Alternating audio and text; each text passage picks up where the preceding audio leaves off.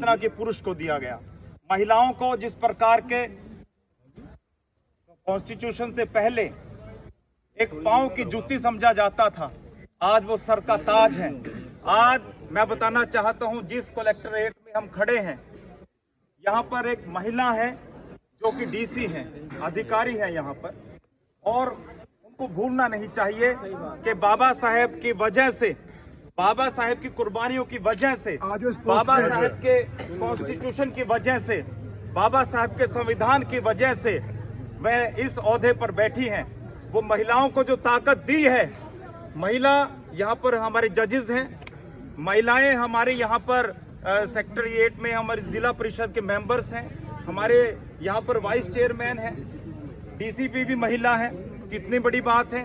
ये महिलाओं को जो ताकत दी है, महिला किसी भी वर्ग की है, किसी भी जाति की है, किसी भी धर्म की है, उनको जो सम्मान देने का काम किया वो बाबा साहब ने किया। और बाबा साहब के सम्मान में यदि महिलाएं भूल जाएंगी तो उनको यदि मनुस्मृति याद आएगी, तो मनुस्मृति में तो महिलाओं के लिए क्या क्या लिखा हुआ है वो पढ़ के देख लो। आज के दिन पशुसूत्र नारी, हाँ, के अधिकारी, वो सब ताड़न के अधिकारी, उनको पीटा जाए, जितना मारा जाए उतना भी कम है। तो आज महिलाओं को पूरा सम्मान देने का जो कार्य किया वो परम पूज्य बाबा साहब की बदौलत है।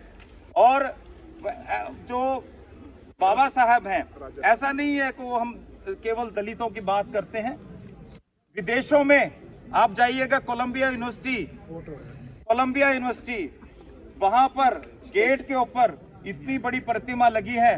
विदेशों में जब हमारे मित्र पढ़ करके आते हैं, वो आकर के बताते हैं कि भाई बाबा साहब के दर्शन करके आए। मुझे पहले ज्ञान नहीं था, परंतु मैंने जब वहां जाकर के देखा कि तो हमारे देश के हैं, बाबा साहब की प्रतिमा के वहां पर नतमस्तक होकर के जब इंडिया में वापस आते हैं तो हमारे को मिलते हैं। आकर के उन्होंने कहा कि हमने बाबा साहब को पढ़ा, उन्होंने क्या कुर्बानियां करी। जिस बच्चे को क्लास में बिठाया नहीं जाता था, जिस बच्चे को कक्षा में एंट्री नहीं करी जाती थी, बाहर बिठा करके उसने पढ़ा। पानी पीने का अधिकार उसको नहीं था, कपड़े डालने का अधिकार उसको नहीं था। जनाब, आज भी कमरा किराए पे नहीं मिलता। अगर आप कास्ट बता दे तो बाबा साहेब ने उस समय में 32 डिग्रियां और 32 डिग्रियां और 9 भाषाओं का जो ज्ञान प्राप्त किया, वह आज आप देखिएगा, यदि कोई आज एमए कर ले, कोई बीए कर ले, वो कितना पढ़ लिया जी, क्या कर लिया, बोला मैंने पढ़ लिया जितना पढ़ना था। 32 डिग्रियां लेने के बाद बाबा साहब ने कहा, जब संविधान लिखने की बात आई तो उन्होंने ऐसा नहीं कहा कि मैंने ज्यादा दर्द सहा है, मेरे को ज्यादा मिलना चाहिए।